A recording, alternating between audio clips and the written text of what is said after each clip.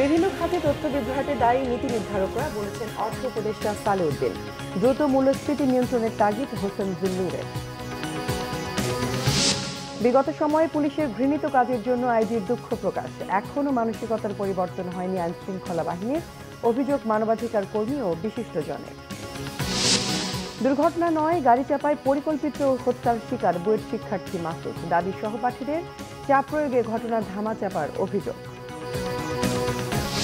July August গণ অভ্যুত্থানে শহীদ 858 জন, আহত 11,551। বিজ্ঞপ্তিতে বিশেষ সেলের খসড়া তালিকা। উপদেষ্টা হাসান আরিফকে সহকর্মীদের শেষ শ্রদ্ধা। হাইকোর্ট ও সচিবালয়ে জানাজা, সোমবার দাফন বুদ্ধিজীবী কবরস্থানে।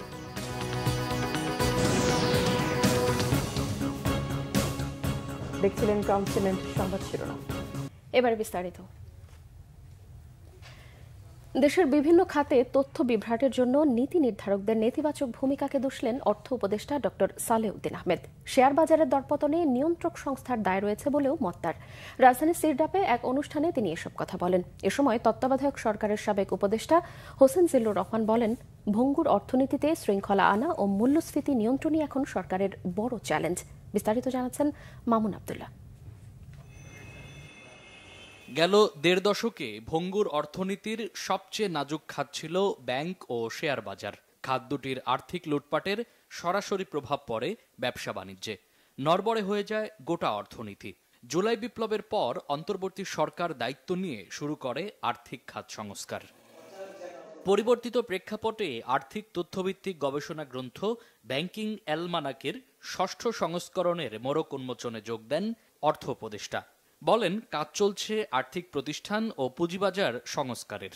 তথ্য বিভ্রাটের পেছনে কিছু আনুষ্ঠানিক ভুল আছে, আবার কিছু যারা নীতি নির্ধারক তাদেরও কিছুটা নেতিবাচক ভূমিকা আছে। ভূমিকা কোনো নেতিবাচক, তার চেষ্টা করে যে কোনোভাবে লুকিয়ে রাখি, চেষ্টা করা হচ্ছে যে এটাকে যেন মানে মোটামুটি ইউজফুল করা হয়। গভর্নর এখানে আছেন, অর্থ সচিব আছেন, আর আমি হরহামেশা টের পাচ্ছি কী ছিল ভেতরে 15 বছরে। এটাকে আমরা একটু কারেক্ট করতে চেষ্টা করি, সংশোধন করতে চেষ্টা করছি এবং সঠিক তথ্য দিতে। ইনফ্লেশন বেশি দেখছো, অন্য সময় লোকেরকে 9 করে দেওয়া হতো, 8 করে দেওয়া হতো, আমরা 11-12 যাই আছে। তো আমি ওই প্ল্যানিং মিনিস্ট্রির বলতে আমার কাছে যা আসছে হুবহু তাই পাবলিশ করতে বলেছি, এবং আমরা এগুলো কোনো কারচুপির ব্যাপার নেই। অনুষ্ঠানে বিশিষ্ট অর্থনীতিবিদ হোসেন জিল্লুর রহমান বলেন, ভঙ্গুর অর্থনীতিকে শৃঙ্খলায় ফেরাতে মূল্যস্ফীতি নিয়ন্ত্রণ করতে হবে, তৈরি করতে হবে বিনিয়োগ বান্ধব পরিবেশ। আর্থিক শৃঙ্খলার খাত, আমাদের সামষ্টিক অর্থনীতির ভারসাম্য সেখানে অত্যন্ত ভঙ্গুর অবস্থা থেকে ওই স্বল্প সময়ে ঘুরিয়ে দাঁড়ানো হয়েছে এখানে। কিন্তু অর্থনীতির চাকাটাও ঘুরতে হবে, অর্থনীতির প্রক্রিয়াগুলো বেগবান করতে হবে। এটা কিন্তু অন্যতম, যেখানে ব্যক্তি খাত থেকে শুরু করে সবারই এখানে একটা বিষয় আছে। অনুষ্ঠানে আর্থিক নীতি প্রণয়ন ও বাস্তবায়নে সরকারকে উদ্যোক্তাদের সহযোগিতা নেয়ার পরামর্শ দেন বিশেষজ্ঞরা। মামুন আব্দুল্লাহ, বাংলাভিশন, ঢাকা।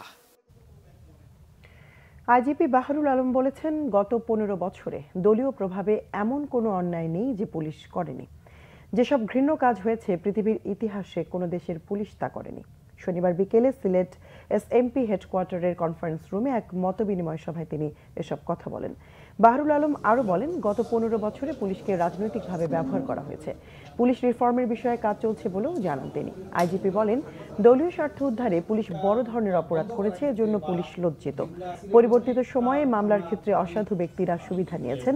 নিরীহ যাদের আসামি করা হয়েছে তাদের গ্রেফতার করা হবে না বলেও আশ্বস্ত করেন আইজিপি। জানান, সারা দেশে লুট হওয়া 6,000 অস্ত্র উদ্ধার করা হয়েছে, 2,000 অস্ত্র এখনও উদ্ধার হয়নি। কুপ্রভাব থেকে যেন আমরা মুক্ত হতে পারি, যেটা আপনার এই গত 15 বছরে আমরা দলীয় ভাবে আমাদের উপরে প্রভাব এত বেশি, কুপ্রভাব এত আসছে যে আমরা হেন অন্যায় নাই আমরা করি নাই। আপনারা জানেন, আমরাও জানি, এবং এটার জন্য আমরা অবশ্যই আমরা অত্যন্ত দুঃখিত, অত্যন্ত লজ্জিত। যেসব ঘটনা আমরা ঘটিয়েছি, আমার মনে হয় পৃথিবীর ইতিহাসে কোনো পুলিশ এরকম করে না। ঘৃণাটা এত বেশি পুঞ্জীভূত হয়েছে, মানুষ নিতেই পারতেছে না আর পুলিশকে। তো এইসবের ফলে যে এক্সপিরিয়েন্সের ভিতর দিয়ে তারা গেছে, এখন এই পর্যায় থেকে পুনরায় তাদেরকে আবার কর্মস্পৃহাটা ফিরিয়ে আনা, আমার এটাই বড় চ্যালেঞ্জ।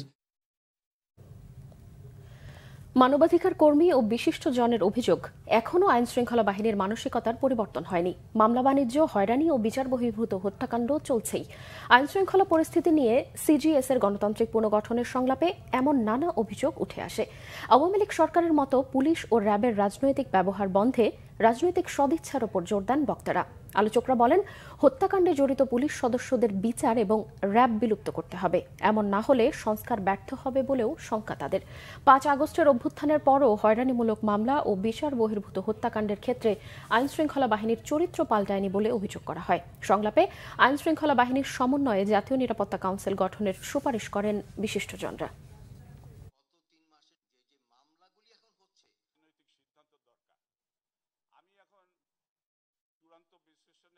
আমাদেরকে আপনারা আর স্বৈরাচার হতে দিয়েন। আমরা এই বিষয়গুলিতে সজাগ এবং সজাগ বলেই কিন্তু রাজনৈতিক দল যদি এটাকে সমর্থন না করে, সম্পূর্ণ এবং সার্বিকভাবে এটাকে বাস্তবায়ন না করে, তাহলে কোনো ফল হবে না।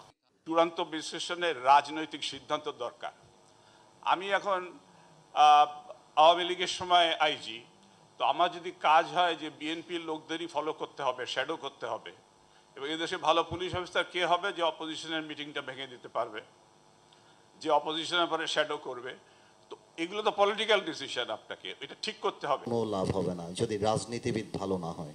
এই যে পল্টু, ইয়াবাবদি, বিচ্ছু শামসু, মমতাজ, এইটা ওইটা যারা দাঁড়িয়েছে পার্লামেন্টে, when you have these people in the parliament, what do you expect? আমাদেরকে আপনারা আর স্বৈরাচার হতে দিয়েন না। ক্ষমতায় যে রাজনৈতিক দল থাকেন এবং সেই রাজনৈতিক দলের আবার যিনি এককভাবে প্রধান নেতায় পরিণত হন, সেই সমস্ত ক্ষেত্রে রাজনৈতিক সংস্কৃতির পরিবর্তনটা না আসলে কতটা প্রভাব বিস্তার করবে। আমরা এই বিষয়গুলিতে সজাগ এবং সজাগ বলেই কিন্তু এই আন্দোলনের 2 বছর আগে আমরা রাষ্ট্র মেরামতের কথা বলেছি। চাঁদাবাজি বন্ধে সব ধরনের ব্যবস্থা নেওয়া হয়েছে। চাঁদাবাজদের তালিকা করে তাদের গ্রেফতার অভিযান শুরু হবে জানিয়েছেন DMP commissioner Sheikh Mohammad Sajjad Ali. Institution of diploma engineers মিলনায়তনে পুলিশ, ছাত্র জনতা ও রমনা থানা এলাকার নাগরিকদের সঙ্গে মতবিনিময় সভায় তিনি এসব কথা বলেন। ডিএমপি কমিশনার বলেন, কোনো অপরাধ ঘটলে তার বিরুদ্ধে মামলা হবে, মামলার সব দায়িত্ব পুলিশের। কেউ ক্ষতিগ্রস্ত হলে পুলিশ সহযোগিতা করবে উল্লেখ করে কমিশনার বলেন, দ্রুত তদন্ত করে অপরাধীদের শাস্তির আওতায় আনা হবে। দায়িত্ব পালন করতে গিয়ে অতীতের মতো পুলিশ যেন কারো ব্যক্তি স্বার্থে ব্যবহৃত না হয় সে ব্যাপারে সচেতন থাকার আহ্বান জানান তিনি। পাশাপাশি দেশকে অস্থিতিশীল করার ষড়যন্ত্র মোকাবেলা করার জন্য পুলিশকে আহ্বান জানিয়েছেন ঢাকা মেট্রোপলিটন পুলিশের রমনা থানা এলাকার ছাত্র, ব্যবসায়ী ও বিভিন্ন দলের রাজনীতিবিদরা। এ সময় রমনা এলাকার বিভিন্ন সমস্যা তুলে ধরলে তার সমাধানের আশ্বাস দেন ডিএমপি কমিশনার। সড়ক দুর্ঘটনায় মৃত্যু নয়, প্রকৌশল বিশ্ববিদ্যালয় বুয়েটের শিক্ষার্থী মোহতাসিম মাসুদকে গাড়ি চাপায় হত্যা করা হয়েছে বলে দাবি তার সহপাঠীদের। জড়িতদের সর্বোচ্চ শাস্তি নিশ্চিত সহ 5 দফা দাবি জানিয়েছেন তারা। বিভ্রান্তিমূলক তথ্য ও চাপ প্রয়োগ করে আসল ঘটনা ধামাচাপা দেওয়ার অভিযোগও করেন শিক্ষার্থীরা। শনিবার দুপুরে বুয়েট শহীদ মিনারের সামনে সংবাদ সম্মেলনে তারা এসব কথা বলেন। বিস্তারিত জানাচ্ছেন জিয়া খান। বৃহস্পতিবার রাতে পূর্বাচলে 300 ফিট সড়কে পুলিশের তল্লাশি চৌকিতে প্রাইভেট কারের চাপায় বুয়েট শিক্ষার্থী মোহতাসিম মাসুদের মৃত্যু হয়, আহত হয় 2 শিক্ষার্থী। এই ঘটনায় সাবেক সেনা কর্মকর্তা অবসরপ্রাপ্ত ব্রিগেডিয়ার জেনারেল আব্দুল্লাহ আল মামুনের ছেলে মুবিন আল মামুন সহ 3 জনকে গ্রেফতার করা হয়। শনিবার দুপুরে বুয়েট শহীদ মিনারে ঘটনার সুষ্ঠু তদন্ত ও বিচারের দাবিতে মানববন্ধন করে শিক্ষার্থীরা। এ সময় তারা মাসুদের মৃত্যুকে দুর্ঘটনা না বলে হত্যা বলে দাবি করেন এবং জড়িতদের সর্বোচ্চ শাস্তি সহ 5 দফা দাবি জানান তারা। আহতদের চিকিৎসা সম্পূর্ণ ব্যয়ভার অবশ্যই বিবাদী পক্ষকে বহন করতে হবে। 3, নিহত মাসুদের পরিবারকে যথোপযুক্ত ক্ষতিপূরণ প্রদান করতে বিবাদী পক্ষকে বাধ্য করতে হবে। 4, তদন্ত কার্যক্রমে বাধা প্রদানের চেষ্টা করলে তাদের বিরুদ্ধে অভিযোগ সাপেক্ষে আইনানুগ ব্যবস্থা নিতে হবে। 5, সড়ক দুর্ঘটনার কারণে আর কোনো প্রাণ যেন না যায় এবং সড়কের নিরাপত্তা যেন নিশ্চিত হয় সেই ব্যাপারে যথোপযুক্ত ভূমিকা রাখতে সরকারের কাছে দাবি জানাচ্ছি। মাসুদের সহপাঠীদের দাবি, প্রথম থেকে ঘটনাটি ধামাচাপা দেওয়ার চেষ্টা করছিল। ব্রিগেডিয়ার জেনারেল আব্দুল্লাহ আল মামুন এবং চালকের পরিবারের লোকজন বিভিন্নভাবে মামলার ঘটনা প্রক্রিয়া প্রভাবিত করার চেষ্টা করে। এর প্রেক্ষিতে অভিযুক্তের মা নানাভাবে শিক্ষার্থীদের মামলা থেকে দূরে থাকতে ক্ষতিপূরণ প্রদানের কথা জানান। এক পর্যায়ে তার সন্তান মদ্যপ অবস্থায় বেপরোয়াভাবে গাড়ি চালাচ্ছিল শুনে তিনি বলেন যে তার সন্তান ড্রাঙ্ক হলেও ওরা অত রাতে ওখানে কি করছিল। যে কোনো চক্রান্ত কঠোরভাবে প্রতিহতের ঘোষণা আন্দোলনরত শিক্ষার্থীদের। প্রভাব খাটিয়ে বিচার প্রক্রিয়া থেকে তাদের নিস্তার লাভের দৃষ্টান্ত। আমরা এই ঘটনায় এই ব্যাপারটির আশঙ্কা করছি। শুরু থেকেই মামলা নেওয়ার ক্ষেত্রে টালবাহানা এবং হত্যাকারীর পরিবারে বিভ্রান্তিকর এবং মিথ্যা তথ্য নিউজ মিডিয়ায় প্রদান থেকে শুরু করে বিভিন্নভাবে বিচার প্রক্রিয়াকে ভিন্ন দিকে নিয়ে যাওয়ার প্রচেষ্টা আমাদেরকে শঙ্কিত করেছে। আর্থিক কিছু ম্যানিপুলেশন করার চেষ্টা করেছে, যেটা আমরা রিজেক্ট করেছি। এই সময় তারা আহত অপর দুই শিক্ষার্থীর চিকিৎসায় সব ধরনের সহযোগিতায় সরকারকে এগিয়ে আসার আহ্বান জানান। মানববন্ধন শেষে শিক্ষার্থীরা একটি বিক্ষোভ মিছিল বের করেন। জিয়া খান, বাংলা ভিশন, ঢাকা। কোন উদ্দেশ্যে এত গণমাধ্যম তা খোঁজার অনুরোধ প্রবীণ গণমাধ্যম ব্যক্তিত্ব শফিক রেহমানের। বলেন, মালিকরা নিজেদের ব্যবসায়িক স্বার্থে সাংবাদিকদের ঢাল হিসেবে ব্যবহার করছে। এদিকে গণমাধ্যম সংস্কার কমিশনের প্রধান কামাল আহমেদ জানিয়েছেন, ৩২টি কালো আইন সংবাদ মাধ্যমের স্বাধীনতাকে বাধাগ্রস্ত করছে। এছাড়া ডিজিটাল নিরাপত্তা আইন বাতিলে অন্তর্বর্তী সরকারের বেঁধে দেওয়া ৭ দিন কবে শেষ হবে জানতে চান তিনি। রিপোর্ট ফররুক বাবুর। ব্রডকাস্ট জার্নালিস্ট সেন্টার বিজিসির পঞ্চম সম্প্রচার সম্মেলনে উঠে আসে দেশের বেসরকারি টেলিভিশনের সংবাদকর্মীদের নানা বৈষম্যের কথা।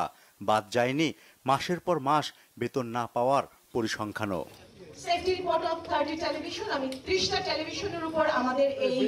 সংস্কার, সুরক্ষা, স্বাধীনতা এই প্রতিপাদ্যে আন্তর্জাতিক মাতৃভাষা ইনস্টিটিউটে টেলিভিশনে কর্মরত সাংবাদিক, প্রডিউসার ও ভিডিও জার্নালিস্টদের নিয়ে বিজিসির পঞ্চম সম্মেলনে গণমাধ্যম কর্মীরা করেন নিজেদের সমালোচনাও।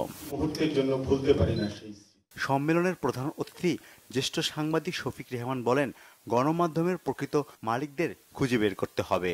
অন্য দেশের উদ্দেশ্য বাস্তবায়নে তাদের অর্থায়নে দেশে গণমাধ্যম পরিচালিত হয় বলেও আতঙ্কের কথা জানান তিনি।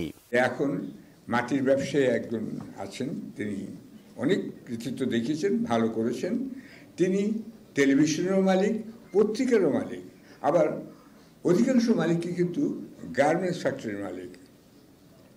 তা এর আর কিছু কিছু পত্রিকা হয়তো আছে, তাদের পেছনে এরকম ব্যক্তি মালিকানা নেই, কিন্তু তো দেশ মালিকানা আছে, অর্থাৎ অন্য দেশ তাদেরকে সাহায্য করছে। দেশে ৪৬টি বেসরকারি টেলিভিশনের বাজার না থাকলেও নতুনভাবে আরও টেলিভিশন আসছে উল্লেখ করেন গণমাধ্যম সংস্কার কমিশনের প্রধান কামাল আহমেদ। বলেন, হকারদের তালিকায় পাওয়া গেছে মাত্র ৪৬টি পত্রিকা, কিন্তু শুধু বিজ্ঞাপনের লোভে ৩৯২টি পত্রিকা নামমাত্র বের হয়। গত বছরের যে হিসাব, সেই হিসাবের পটভূমিতেই কিন্তু আমাদের অবস্থান বিশ্বে এখনো তলানিতে। কিন্তু এখন তো আপনারা স্বাধীনভাবে লিখতে পাচ্ছেন, আমরা স্বাধীনভাবে কথা বলতে পারছি। এখন অনেক কাহিনী প্রকাশিত হচ্ছে পত্রপত্রিকায়, যেসব কাহিনী আগে বলা যেত না, কিন্তু তারপরেও অনেকের মধ্যে কিন্তু সেই অভ্যাসটা রয়ে গেছে, স্বনিয়ন্ত্রণের অভ্যাস, সেলফ সেন্সরশিপ থেকে আমরা এখনো বেরোতে পারিনি। আমাদেরকে বেরোতে হবে, আমাদেরকে সাহস করে কথাটা বলতে হবে। সম্মেলনে জুলাই শহীদ স্মৃতি ফাউন্ডেশনের সিইও মীর মাহবুবুর রহমান স্নিগ্ধ বলেন, গণমাধ্যম কর্মীরা সাহসী ভূমিকা না রাখলে গণ অভ্যুত্থান সফল হতো না। গণমাধ্যম কর্মীরা না থাকলে আমরা এই চেতনা, আবু সাঈদের যে প্রসারিত হাতের মুহূর্ত, এরকম হাজারো মুহূর্ত আমরা পেতাম না, এবং সেগুলো থেকে আমরা অনুপ্রাণিত হয়ে এই গণ অভ্যুত্থানকে সফল করতে পারতাম না। গণমাধ্যমের সংস্কার কাজে দেশের ৪৬,০০০ মানুষের মতামত জানতে ১ থেকে ৭ জানুয়ারি পর্যন্ত জরিপ চলবে। ফররুক বাবু, বাংলা ভিশন, ঢাকা। সড়ক ও পরিবহন খাতে এখনও দুর্নীতি বন্ধ হয়নি মন্তব্য করেছেন তথ্য ও সম্প্রচার উপদেষ্টা নাহিদ ইসলাম। শনিবার রাজধানীর প্রেস ইনস্টিটিউটে রোড সেফটি অনুষ্ঠানে তিনি এমন মন্তব্য করেন।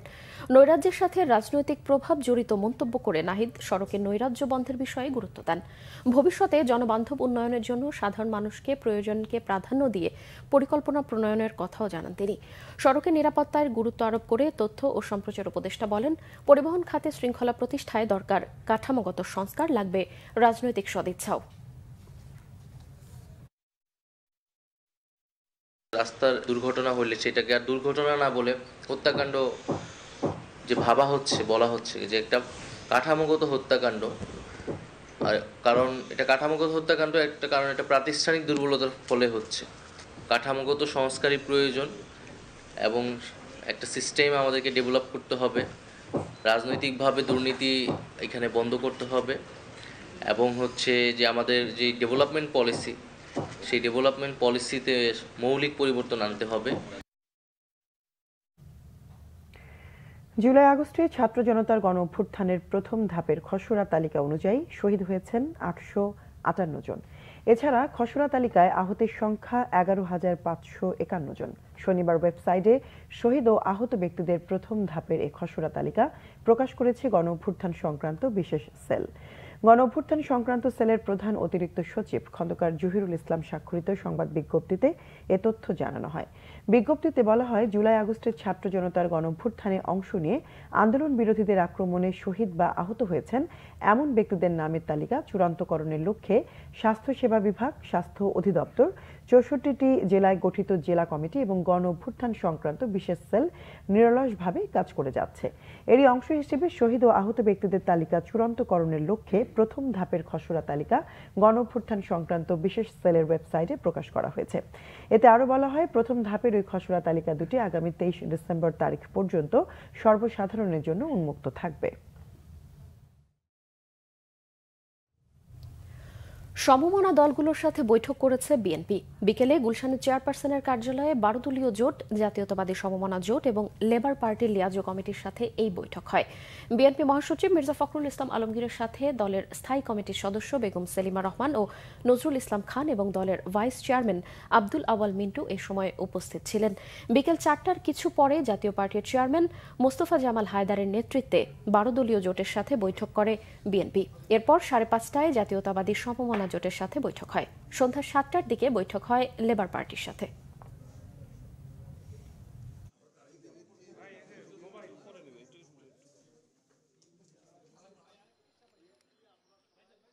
এই লড়াইয়ের একটা চূড়ান্ত পর্যায়ে গত জুলাই আগস্ট মাসে ছাত্র শ্রমিক জনতার যে অভ্যুত্থান, তার মধ্যে দিয়ে ফ্যাসিবাদের পতন হয়েছে।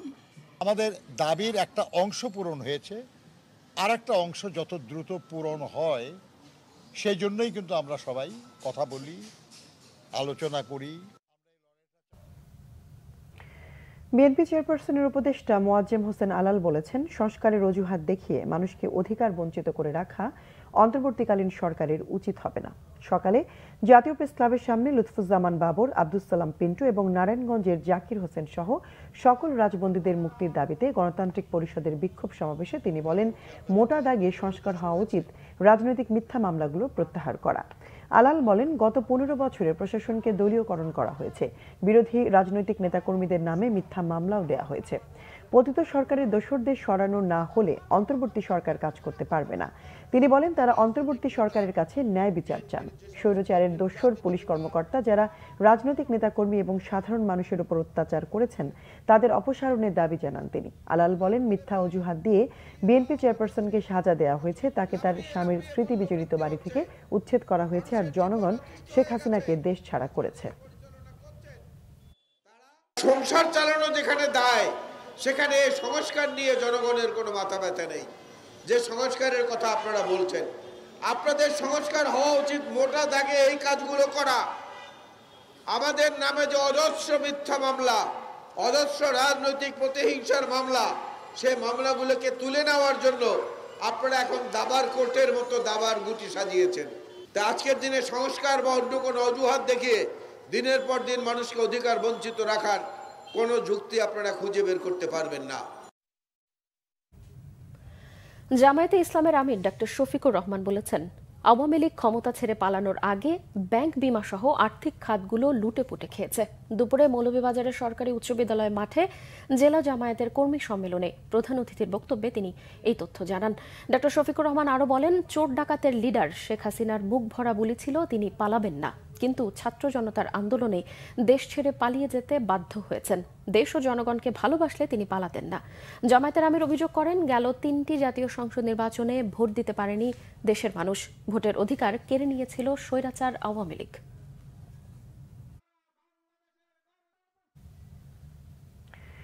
অন্তর্বর্তীকালীন সরকারের প্রয়াত উপদেষ্টা এএফ হাসান আরিফ আইন অঙ্গনে সততা ও সাহসের বাতিঘর, মন্তব্য তার দীর্ঘ জীবনের সহকর্মীদের। দেশ এবং মানুষের জন্য আজীবন কাজ করে যাওয়া এই মানুষটির মৃত্যুতে শোক ও শ্রদ্ধা জানিয়েছেন প্রধান বিচারপতি সৈয়দ রেফাত আহমেদ। মহিবুল্লাহ মুহিবের রিপোর্টে বিস্তারিত। দীর্ঘদিনের কর্মস্থল হাইকোর্ট প্রাঙ্গণে এলেন এএফ হাসান আরিফ, কিন্তু নিথর দেহে, যেখানে তিনি কাজ করেছেন প্রায় 6 দশক। একাধারে আইনজীবী, অ্যাটর্নি জেনারেল, এরপর 2 বারের উপদেষ্টা, চালিয়েছেন একাধিক মন্ত্রণালয়। তার দ্বিতীয় জানাজায় অংশ নিতে হাইকোর্ট প্রাঙ্গণে তাই সহকর্মীদের ভিড়। প্রধান বিচারপতি, দেশ বরেণ্য আইনজ্ঞ এবং বিভিন্ন রাজনৈতিক দলের সদস্যদের অংশগ্রহণে সেখানে অনুষ্ঠিত হয় দ্বিতীয় জানাজা। তার দায়িত্বের ব্যাপারে তিনি আপোষহীন ছিলেন। বর্তমান সরকারের এই উপদেষ্টা পরিষদের দায়িত্ব পালনের সময়ও তিনি বহুবার আমাদের সাথে কথা বলেছেন এবং সেই কথাতে আমরা দেখেছি যে দেশের জন্য নীরবে নিভৃতে কাজ করার যে মানসিকতা সেটা তার মধ্যে ছিল, দেশকে নিয়ে তার স্বপ্ন ছিল। এবং উনি বলতেন যে অনেকে বলে আমার নাকি বয়স হয়ে গেছে। আমাকে সর্বশেষ কয়েকদিন আগেও তিনি বলেছেন যে দেখো, আমি এখনো রাত 11টা পর্যন্ত সকাল 8টা থেকে কাজ করি, আমি কোনো ক্লান্তি অনুভব করি না। আমি মনে করি দেশের জন্য এটা করা আমার একটা সুবর্ণ সুযোগ এসেছে। বিচারপতিগণ অনেকেই আমাদের হাসান আরিফ সাহেবকে ডাকতেন তার উপদেষ্টা নেওয়ার জন্য। এর চাইতে বড় আর কিছু হতে পারে না। বড় শূন্যতা তো হলো তার বিদায়। আজকে সেই শূন্যতা হয়েছে। আমি তাই কখনো দেখিনি যে আদালতে কোনো বিচারের প্রতি রাগ করছেন। এত নাম করে ব্যক্তিত্ব হওয়া অপসর, এমনকি কোনো আইনজীবী সহকর্মীর সঙ্গে তার কোনো রকম অসুন্দর আচরণ আমরা কখনো দেখিনি। সবসময় ভদ্র নম্র। পরে তার মরদেহ নিয়ে যাওয়া হয় দীর্ঘদিনের কর্মস্থল সচিবালয়ে। সেখানে তৃতীয় জানাজায় অংশ নেন বিভিন্ন মন্ত্রণালয়ের উপদেষ্টা ও সিনিয়র সচিবেরা। তার পরিবার যেন এই শোক সইতে পারে, সহকর্মীরা যেন আবার নতুন উদ্যমে তার শিখিয়ে দেওয়া কাজগুলোর কথা মনে রেখে তার যে পরিকল্পনাগুলো ছিল সেগুলো বাস্তবায়নে কাজ করতে পারে, সেজন্য দোয়া করবেন। এরপর হাসান আরিফের মরদেহ নিয়ে যাওয়া হয় সম্মিলিত সামরিক হাসপাতালে। সেখানে হিমাগারে রাখা হবে তার মরদেহ। সোমবার মিরপুরের শহীদ বুদ্ধিজীবী কবরস্থানে চিরনিদ্রায় শায়িত হবেন এএফ হাসান আরিফ। 23 তারিখে মিরপুর বুদ্ধিজীবী কবরস্থানে দাফন করব। সময়টা অবশ্যই জোহরের আগে হওয়ার সম্ভাবনা বেশি, তবে এখনো এক্সাক্ট টাইমটা ফাইনালাইজ করা হয় নাই। আমরা এটা পরে জানিয়ে দিব। মুহিবুল্লাহ মুহিব, বাংলা ভিশন, ঢাকা। আকাশের মেঘলা ভাব কাল থেকে কিছুটা কমবে। ডিসেম্বরে শীতের তীব্রতার শঙ্কা না থাকলেও জানুয়ারিতে শৈত্যপ্রবাহ নামতে পারে, তবে তা তীব্র হবে না বলে জানিয়েছে আবহাওয়া অধিদপ্তর। এদিকে রাজধানীতে বেড়েছে শিশুদের ঠান্ডাজনিত রোগ। নিউমোনিয়া, শ্বাসকষ্ট ও ডায়রিয়ায় আক্রান্ত রোগী ভর্তি বাড়ছে শিশু হাসপাতাল সহ বিভিন্ন হাসপাতালে। গেলমান শফির রিপোর্ট। শনিবার পুরোদিনই আকাশে রোদের দেখা মেলেনি। রবিবার আকাশে মেঘলা ভাব কিছুটা কমতে পারে, আবহাওয়া বিভাগ জানিয়েছে। এরপর মঙ্গল ও বুধবার আকাশ আবারও মেঘলা থাকবে, নামতে পারে মৃদু শীত। মেঘলা কালকে থেকে কিছুটা কমা শুরু করতে পারে, তবে 24-25 তারিখে গিয়ে আবার সেই মেঘলা এবং বৃষ্টির পরিমাণ এখন যেটা হচ্ছে ওই সময় বৃষ্টির পরিমাণ আমরা যেটা দেখতে পাচ্ছি সামান্য পরিমাণ বেশি হতে পারে। তবে ডিসেম্বরে ওইরকম একটা আমাদের যে কয়েকদিন বাকি আছে ওইরকম তীব্র শীত হওয়ার সম্ভাবনা খুব কম। আমাদের হয়তো মৃদু শৈত্যের প্রবাহ বিশেষ করে আমাদের পশ্চিমাঞ্চল বা উত্তরাঞ্চল সামান্য কয়েকটা জায়গায় আসতে পারে। সারা দেশব্যাপী হওয়ার সম্ভাবনাটা কম। তবে জানুয়ারিতে আমরা ধারণা করছি যে সারা দেশব্যাপী একটা শৈত্যপ্রবাহ আসার সম্ভাবনা আছে জানুয়ারিতে। এদিকে হাড় কাঁপানো শীত না নামলেও এরই মধ্যে রাজধানীতে নামছে মধ্যম মানের শীত। নিউমোনিয়া, শ্বাসকষ্ট ও ডায়রিয়া আক্রান্ত রোগী ভর্তি বাড়ছে শিশু হাসপাতাল সহ বিভিন্ন হাসপাতালে। আউটডোরে প্রতিদিন গড়ে 12 থেকে 1500 রোগী চিকিৎসা সেবা নিচ্ছে, তাদের 50 ভাগই হাসপাতালে ভর্তি হচ্ছে। এক্ষেত্রে শিশুদের আরো বেশি সতর্ক হওয়ার পরামর্শ চিকিৎসকদের। 110টা রোগী ভর্তি হলে তার 40 থেকে 50% আমাদের ঠান্ডাজনিত রোগ। মা বাবা প্রতি আমাদের অ্যাডভাইসটা হলো যে যতটা পারি আমি এক্সপোজটা কম করব, মানে ঠান্ডায় বাচ্চাটাকে বাইরে কম নিব। আর একটু ভালো হলো যে যেহেতু আমাদের বাইরে ঠান্ডার পাশাপাশি ঢাকা শহরের ওয়েদারটা খুব খারাপ, ধুলা, গাড়ির ধুলা, রাস্তায় কনস্ট্রাকশনের ধুলাবালি ভরা, এই জন্য বাইরে গেলে একই ঠান্ডা প্লাস এই ডাস্ট দুইটা মিলে আমাদের বাচ্চাগুলোর শরীর খারাপ হয়ে যায়। গত অক্টোবর নভেম্বর আমাদের ডেঙ্গু রোগী ছিল বেশি, এখন ওটা কমে আমার সাথে ঠান্ডা রোগী বেড়ে গেছে। চিকিৎসকের পরামর্শ ছাড়া নিজেদের ইচ্ছামতো শিশুদের ওষুধ না খাওয়ানোর পরামর্শ ওই চিকিৎসকের। অবশ্যই একজন চিকিৎসকের পরামর্শ নেবে, নিজের থেকে আগে ওষুধ খাওয়ানো শুরু করবে না। গেলমান শফি, বাংলা ভিশন, ঢাকা। বিএনপির কেন্দ্রীয় নেতা রুহুল কুদ্দুস তালুকদার দুলু বলেছেন, স্বৈরাচার শেখ হাসিনা বিপদে স্রষ্টাকে না ডেকে মোদিকে ডাকতেন, তার সাহায্য চাইতেন। বিকেলে নাটোর সদরের ছাতনী ইউনিয়ন বিএনপির জনসভায় প্রধান অতিথির বক্তব্যে তিনি এসব কথা বলেন। দুলু আরও বলেন, শেখ হাসিনা ভোট চুরি, মানুষ হত্যা করে ক্ষমতা আঁকড়ে থাকা ছাড়া কিছুই পারেন না। ছাতনী ইউনিয়ন বিএনপির সভাপতি জালাল উদ্দিন মোল্লার সভাপতিত্বে পণ্ডিতগ্রাম উচ্চ বিদ্যালয় মাঠে জনসভায় বিশেষ অতিথি ছিলেন নাটোর জেলা বিএনপির সদস্য সচিব রহিম নেওয়াজ, যুগ্ম আহ্বায়ক কাজী শাহ আলম সহ অন্যান্যরা।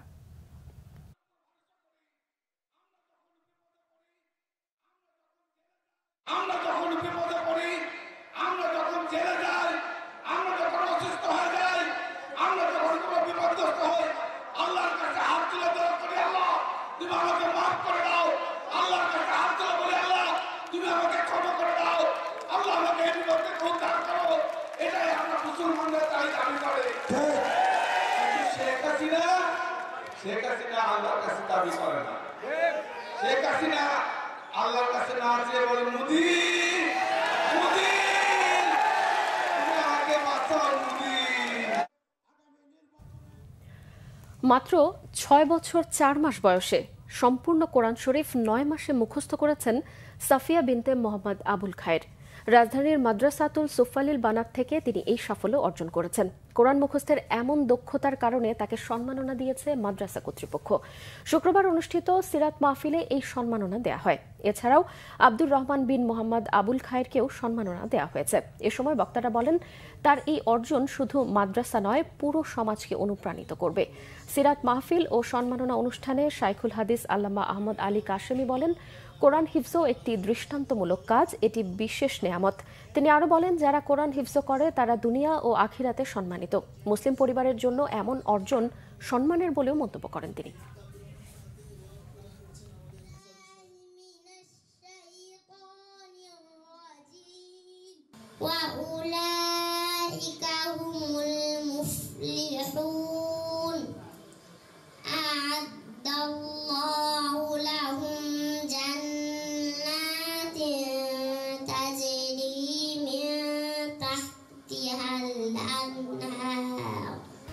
আরো কিছু খবর নিয়ে এখন একটি ডেস্ক রিপোর্ট।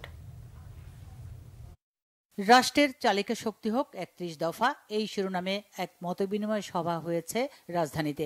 শনিবার সকালে শহীদ জিয়ার 19 দফা বাস্তবায়ন পরিষদ এর আয়োজন করে। অধ্যাপক ডক্টর মোহাম্মদ খলিলুর রহমানের সভাপতিত্বে এতে উপস্থিত ছিলেন বিএনপি চেয়ারপারসনের উপদেষ্টা সৈয়দ আলমগীর, বিএনপির নির্বাহী কমিটির সদস্য গিয়াস আহমেদ ও জাতীয় প্রেস ক্লাবের সাবেক সাধারণ সম্পাদক ইলিয়াস খান সহ গণ্যমান্যরা।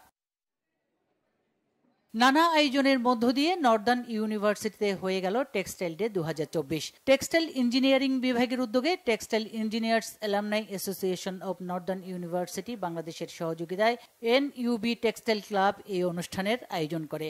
সকালে আনন্দ র্যালির মাধ্যমে শুরু হয় অনুষ্ঠান, পরে হয় আলোচনা পর্ব।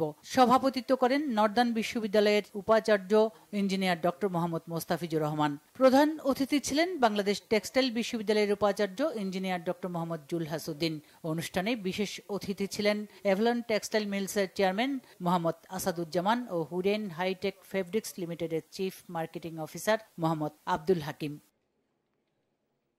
নরসিংদী শিবপুরে দত্তের গাঁও মধ্যপাড়ার 2 কৃতি সন্তান ডক্টর শাহনওয়াজ দিলদুবা খান ও মোহাম্মদ এনামুল হক খান এনামকে সংবর্ধনা দেয়া হয়েছে। দুপুরে উপজেলার মাছিমপুর ইউনিয়ন পরিষদ চত্বরে সামাজিক সংগঠন গাঁও সংঘ এই সংবর্ধনার আয়োজন করে।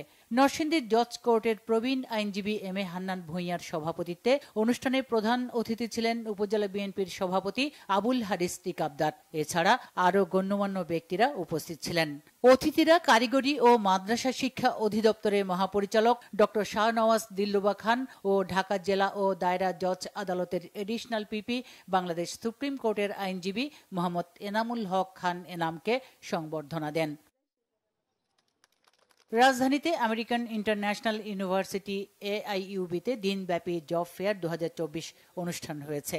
উদ্বোধন করেন বিশ্ববিদ্যালয়ের ট্রাস্টি বোর্ডের প্রতিষ্ঠাতা সদস্য ও চেয়ারম্যান মিসেস নাদিয়া আনোয়ার। এবারের জব ফেয়ারে দেশের 100টির বেশি বহুজাতিক ও দেশি বিদেশি প্রতিষ্ঠান অংশ নেয়। ব্যাংক, আর্থিক সেবা প্রতিষ্ঠান, অটোমোবাইল কোম্পানি, ওষুধ প্রস্তুতকারী প্রতিষ্ঠান, টেলিকম তথ্য প্রযুক্তি সেবা দানকারী প্রতিষ্ঠান, হাসপাতাল, হোটেল, রিয়েল এস্টেট সহ বিভিন্ন খাতের প্রতিষ্ঠান জব ফেয়ারে অংশ নেয়। এছাড়া AIUB-র এলামনাই সদস্যরা অংশ নেন। জব ফেয়ারে অংশগ্রহণকারী প্রতিষ্ঠানগুলো চাকরি প্রার্থীদের জীবন বৃত্তান্ত গ্রহণ করেন। বিশ্ববিদ্যালয়ের ট্রাস্টি বোর্ডের প্রতিষ্ঠাতা সদস্য ও চেয়ারম্যান মিসেস নাদিয়া আনোয়ার অংশ নেওয়া প্রতিষ্ঠানের স্টলগুলো ঘুরে দেখেন। এ সময় AIUB-র ভাইস চ্যান্সেলর অধ্যাপক doctor Saiful Islam, pro vice chancellor অধ্যাপক ডক্টর মোহাম্মদ আব্দুর রহমান এবং অন্যান্য শিক্ষক কর্মকর্তা সহ বর্তমান ও সাবেক শিক্ষার্থীরা উপস্থিত ছিলেন। রাজধানীর বাংলা মোটরে ন্যাশনাল ব্যাংকের আঞ্চলিক ব্যবসায়িক সম্মেলন হয়েছে আজ। দিনব্যাপী আয়োজিত এই সম্মেলনে প্রধান অতিথি ছিলেন ব্যাংকটির চেয়ারম্যান আব্দুল আউয়াল মিন্টু। সম্মেলনে পরিচালনা পর্ষদের ভাইস চেয়ারম্যান ও উদ্যোক্তা পরিচালক মোয়াজ্জেম হোসেন, অডিট কমিটির চেয়ারম্যান মোহাম্মদ আব্দুল সত্তার সরকার, স্বতন্ত্র পরিচালক মোহাম্মদ জুলকার নয়ন ও অধ্যাপক ডক্টর মলিতা মেহজাবিন সহ এমডি ও প্রধান নির্বাহী কর্মকর্তা মোহাম্মদ তৌহিদুল আলম খান, উপব্যবস্থাপনা পরিচালক শেখ আক্তার উদ্দিন আহমেদ সহ ঢাকার বিভিন্ন কর্পোরেট শাখার ব্যবস্থাপক ও উপশাখা ব্যবস্থাপকরা অংশ নেন। ন্যাশনাল ব্যাংক দেশের অর্থনৈতিক স্থিতিশীলতা বজায় রাখতে সাহায্য করে যাচ্ছে বলে জানান ব্যাংকের চেয়ারম্যান আব্দুল আউয়াল মিন্টু। বগুড়ায় হয়ে গেল গ্রাম বাংলা টিউবস লিমিটেডের জেলা ডিলার কনফারেন্স। গ্রাম বাংলা টিউবস লিমিটেডের আয়োজনে স্থানীয় একটি হোটেলে এই কনফারেন্সে গ্রাম বাংলা টিউবসের বগুড়া জেলার 2 শতাধিক ডিলার, ব্যবসায়ী, ওয়ার্কশপ মালিক ও টেকনিশিয়ানরা অংশ নেন। অনুষ্ঠানে কর্মকর্তারা দেশ সেরা গ্রাম বাংলা টিউবসের উৎপাদিত MS pipe, GI pipe, SS pipe এবং MS স্পাইরাল পাইপের মান উন্নয়ন ও বাজারজাতকরণে গ্রাহকদের অভিযোগ ও পরামর্শকে সর্বোচ্চ গুরুত্ব দিয়ে কাজ করে বলে জানান। অনুষ্ঠানে বক্তব্য রাখেন গ্রাম বাংলা টিউবস লিমিটেডের general manager Riaz Morshed, AGM Al Mamun সহ অনেকে। নরসিংদীতে সাপ্তাহিক পুণ্যভূমি পত্রিকার সম্পাদক ও প্রকাশক শাহ নুরুল আইন চিশতির অকাল মৃত্যুতে মরহুমের স্মৃতিচারণমূলক আলোচনা সভা হয়েছে। সন্ধ্যায় রায়পুরা প্রেস ক্লাব হলরুমে আয়োজিত অনুষ্ঠানে সভাপতিত্ব করেন রায়পুরা প্রেস ক্লাবের ভারপ্রাপ্ত সভাপতি মোহাম্মদ ফরিদ উদ্দিন। এ সময় ইফতেখার আহমেদ ভূঁইয়া ইতু, প্রবীণ সাংবাদিক মুসলে উদ্দিন বাচ্চু, জয়নাল আবেদিন রফিকুল হক, মাজেদুল ইসলাম সহ অনেকে উপস্থিত ছিলেন। পরে মরহুমের আত্মার মাগফেরাত কামনায় মিলাদ ও দোয়া মাহফিল হয়। স্মরণিকা ফ্রেন্ডলি ক্যারাম টুর্নামেন্টের পুরস্কার বিতরণী সভা হয়েছে সাভারে। পৌর এলাকার শিমুলতলায় একটি রেস্টুরেন্টে মিলনায়তনে আয়োজিত অনুষ্ঠানে সভাপতিত্ব করেন টুর্নামেন্ট আয়োজন কমিটির সভাপতি তুষার আহমেদ। স্মরণিকা আবাসিক এলাকাবাসীর আয়োজনে প্রায় মাস ব্যাপী অনুষ্ঠিত এই ফ্রেন্ডলি টুর্নামেন্টে 14টি দল অংশ নেয়। খেলায় দিদারুল ইসলাম ও আমিনুল ইসলামের দল চ্যাম্পিয়ন হয়। পরে বিজয়ীদের হাতে পুরস্কার তুলে দেওয়া হয়। Bangla vision news desk. এবারে খেলার সংবাদ।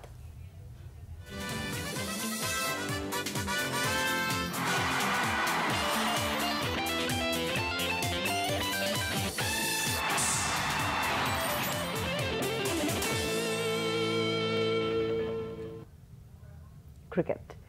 বিসিবির বোর্ড মিটিং অনূর্ধ্ব 19 এশিয়া কাপ জয়ী ক্রিকেটারদের 3 লাখ টাকা করে বোনাস ঘোষণা করেছে বিসিবি।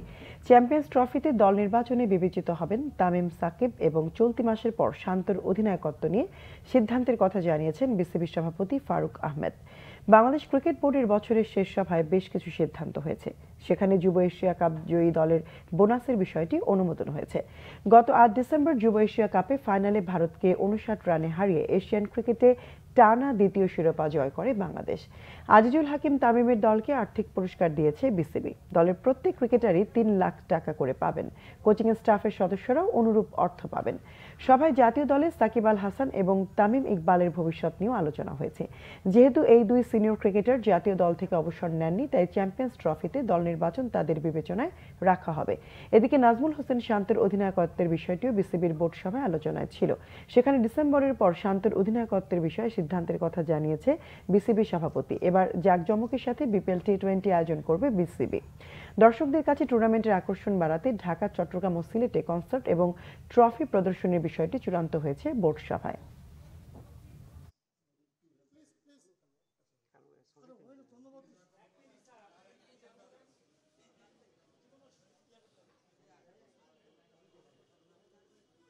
ওয়েস্ট ইন্ডিজে খেলেছি আমরা, ওর যে মেন্টাল স্টেটই ছিল না, খেলার মতো যেতে পারে নাই।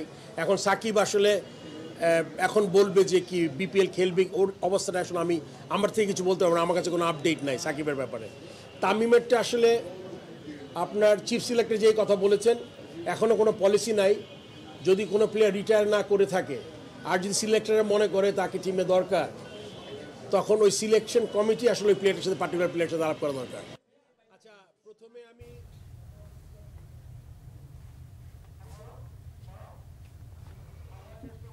সংবাদ শেষ করব। ক্রাউন 7 শিরোনামগুলো আরো একবার জানিয়ে।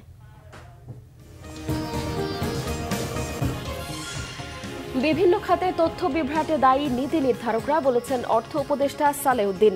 দ্রুত মূল্যস্ফীতি নিয়ন্ত্রণের তাগিদ হোসেন জিল্লুরের। বিগত সময়ে পুলিশের ঘৃণিত কাজের জন্য আইজির দুঃখ প্রকাশ। এখনও মানসিকতার পরিবর্তন হয়নি আইন শৃঙ্খলা বাহিনীর, অভিযোগ মানবাধিকার কর্মী ও বিশিষ্টজনের।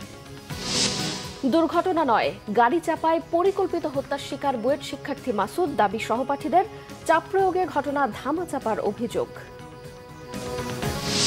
জুলাই আগস্ট গণ অভ্যুত্থানে শহীদ 858 জন, আহত 11,551। বিজ্ঞপ্তিতে বিশেষ সেলের খসড়া তালিকা। উপদেষ্টা হাসান আরিফকে সহকর্মীদের শেষ শ্রদ্ধা। হাইকোর্ট ও সচিবালয়ে জানাজা, সোমবার দাফন বুদ্ধিজীবী কবরস্থানে।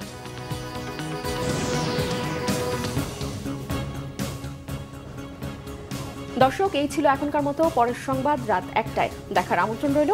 এছাড়াও বাংলাদেশের সংবাদ ও সংবাদ সংশ্লিষ্ট অনুষ্ঠান দেখতে ভিজিট করুন www.bbnews24.com ও facebook.com/banglavishnnews এবং সাবস্ক্রাইব করুন youtube.com/banglavishnnews। এতক্ষণ সাথে থাকায় ধন্যবাদ। শুভরাত্রি।